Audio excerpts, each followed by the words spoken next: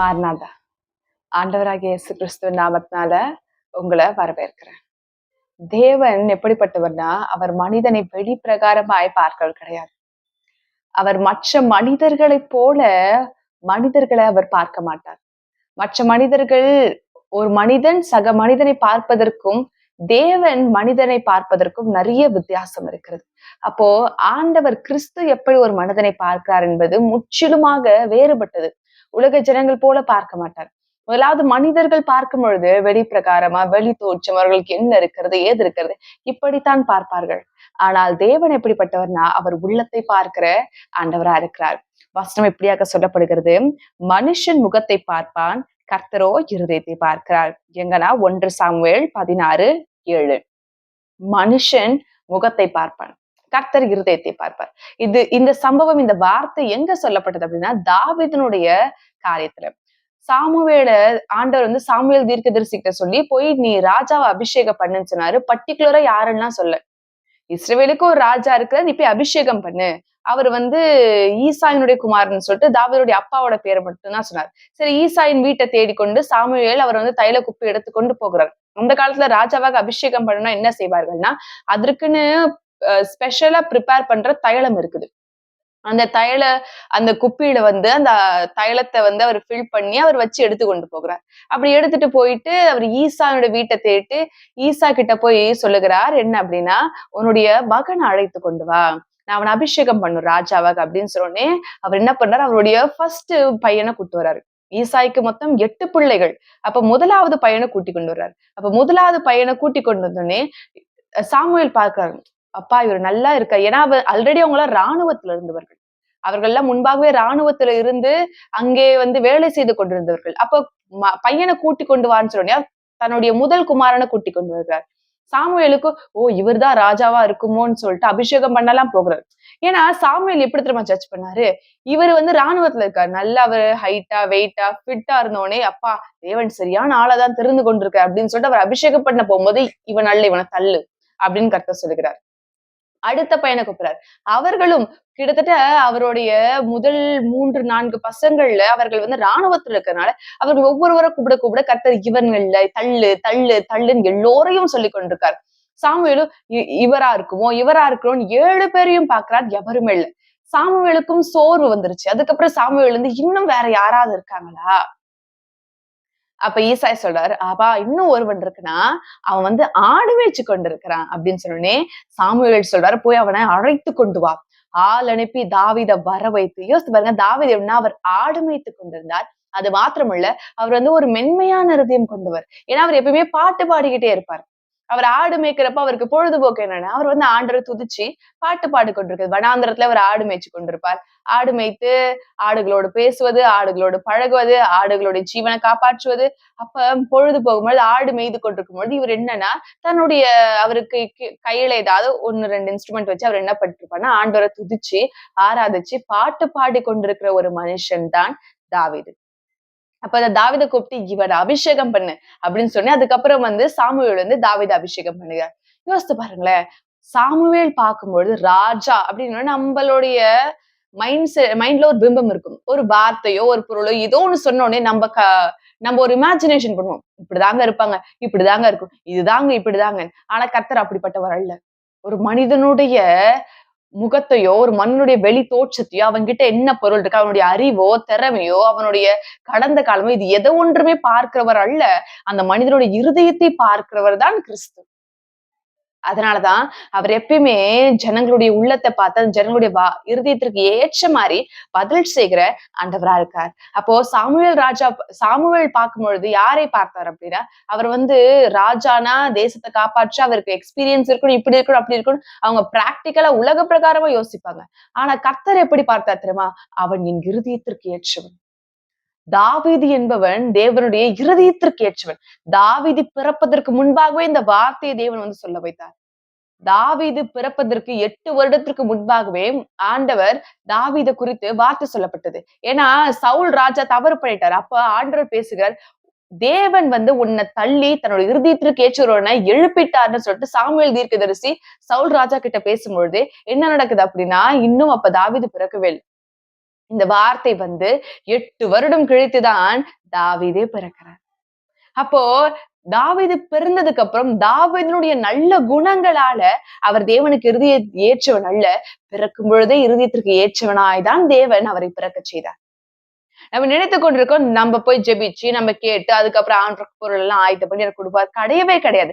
நீங்கள் பிறப்பதற்கு முன்பாகவே உங்களை முன்குறித்து உங்களை தெரிந்தெடுத்து உங்களுக்கு என்னென்ன காரியங்கள் வேண்டுமோ சகலபட்சம் தேவன் உங்களுக்காக ஆயத்தம் பண்ணி வைத்திருக்கார். நீங்கள் போய் இதை சுதந்திரித்துக் கொள்ளணும். அவ்வளவுதான்.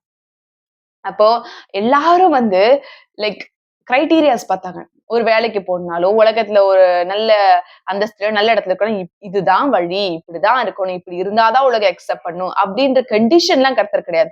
கர்த்தரை பொறுத்தவரையும் வேற. அவருக்கு ஒருவன் ராஜாவா இருக்கணும்னா அவன் யுத்த வீரனா இருக்கணும் அவசியம் இல்ல, அவன் ராணுவத்துல இருக்கணும் அவசியம் இல்ல, அவன் என் இருதயத்திற்கு ஏற்றவனா இருக்கணும், அவன் என்னை சார்ந்து கொண்டிருக்கும், அவனை நான் ராஜாவாக ஏற்படுத்துவேன். ஏன் தெரியுமா? உலகத்துல இருக்கிற சகல அதிகாரத்திற்கும் என் தேவன் தான் மேலதிகாரியா இருக்கார். அவர் ராஜாக்களை தள்ளி ராஜாக்களை எழுப்புகிறவரா இருக்கார். அவர் ஒரு சிறியவனை புழுதிலிருந்து எடுத்து எளியவனை குப்பையிலிருந்து எடுத்து அந்த தேசத்தின் அதிபதிகளோடும் ராஜாக்களோடும் அமர பண்ணுகிறவரா இருக்கான்னு சொல்லிட்டு வசனம் சொல்லப்படுகிறது. அப்போ நம்ம எப்பேற்பட்டவர்களா தேவனை உதவி சார்ந்து கொண்டிருக்கிற ஜனங்களா இருக்கும்.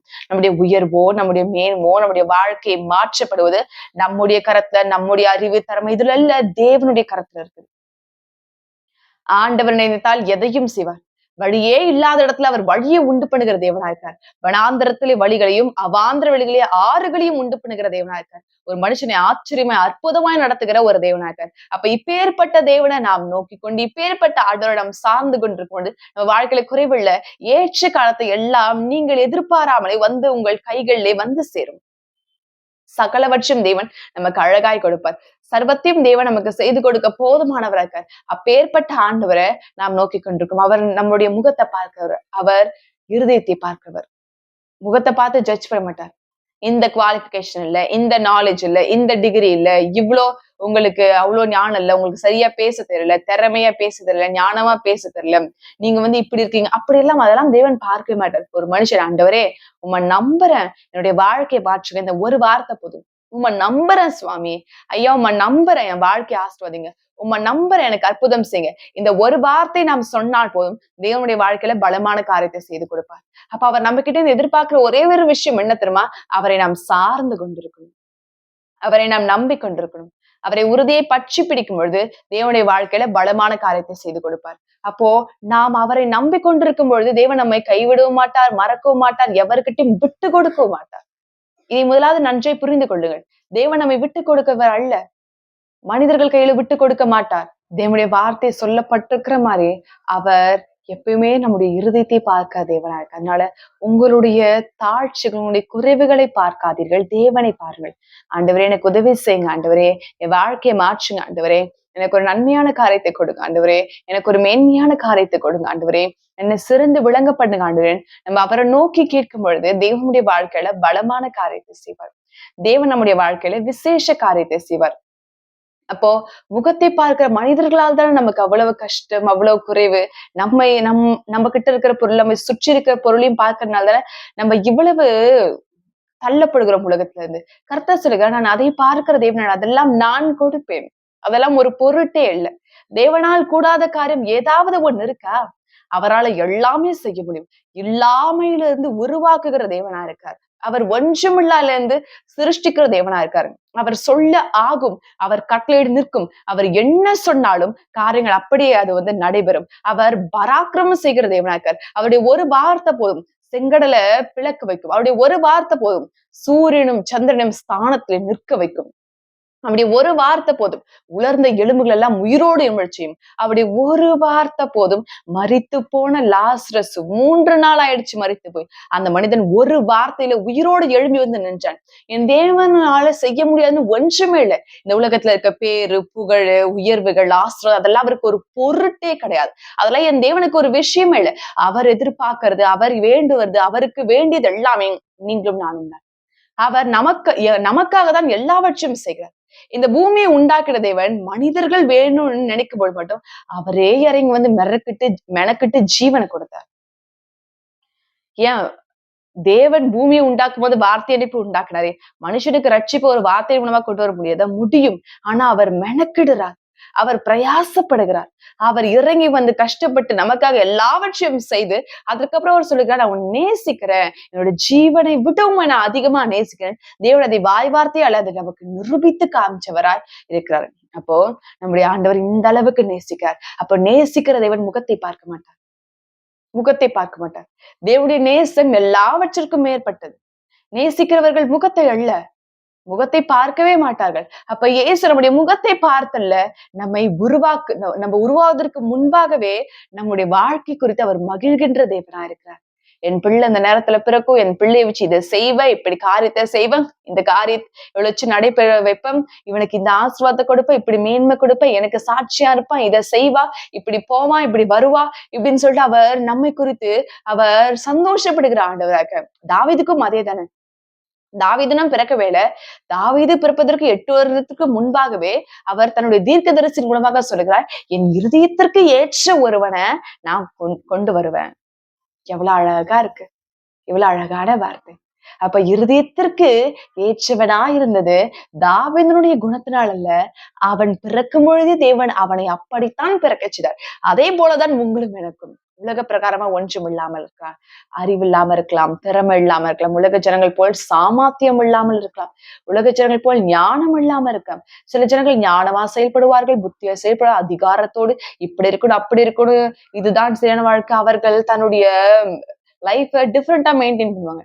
அதெல்லாம் எதுவுமே இல்லாம இருக்கலாம், பரவாயில்ல. தேவன் சொல்ற, அவர்களில் நான் உன்னை தெரிந்து கொள்ளுவேன், அவர்களில் எனக்கு நீ வேண்டும், நான் உன்னை தெரிந்து கொண்டேன், உன்னை நான் தாயின் கருவில் உருவாக்கும் முன்னே நான் தெரிந்து கொண்டவனா இருக்கிறேன் அப்படின்னு தேவன் சொல்லுகிறார்.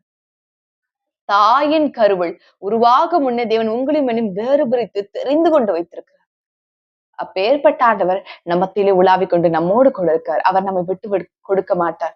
பிசாசு கையில விட்டு கொடுக்க மாட்டார், மனுஷங்க கையில விட்டு கொடுக்க மாட்டார். அவர் நம்மோடு கூட இருப்பார். நம்ம நடத்துவார், நம்ம பலப்படுத்துவார், நமக்கு அற்புதம் ஆச்சரியமான காரியத்தை செய்வார், நம்மை பலப்படுத்துவார், சர்வத்தையும் செய்து கொடுக்க அவர் போதுமான தேவனா இருக்கிறார்.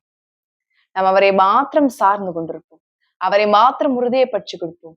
நம்முடைய ஆண்டவர் நமக்கு சகலவற்றையும் செய்து கொடுப்பார். நம்ம ஆராதிக்கிற தேவன் உண்மை உள்ளவர். நம்ம ஆராதிக்கிற தேவன் பொய் சொல்ல மாட்டார். அவர் பொய் சொல்ல மனிதனும் அல்ல, மனமாற மனுபுத்திரனும் அல்ல. சொன்ன வார்த்தையெல்லாம் திரும்பி வாங்க மாட்டார். நான் சொல்லியும் செய்யாதிருப்பேன், நான் சொன்னா சொன்னதுதான். தேவனுடைய வார்த்தை சொன்னா வானமும் பூமியும் அழிந்து போனாலும் அழிந்து போகும், தேவனுடைய வார்த்தை அழிந்து போகாது. அந்த தேவனை நாம் உறுதியை பற்றி பிடிக்கிறோம். இன்றைக்கு அனுட்டு கொடுப்பேன், ஆண்டவரே நீர் நிருதயத்தை பார்த்து நேசிக்கிறேன்னு சொல்லிடுறீர் சுவாமி, என் வாழ்க்கையை மாத்துங்க, என்னோட பேசுங்க, ரட்சிப்பின் சந்தோஷத்தை கொடுங்க, நான் ரட்சிக்கப்படணும், உங்களுடைய பிள்ளையாக மாற்றப்படணும், என்னை மாற்றுங்க, என்னை ஆசீர்வதிங்க, எனக்கு அற்புதம் கொடுங்க, எனக்கு ஆச்சரியமான காரியத்தை கொடுங்க. ஒரு விசரம் ஆண்டு நோக்கி ஜெபிக்கலாம் வாங்க.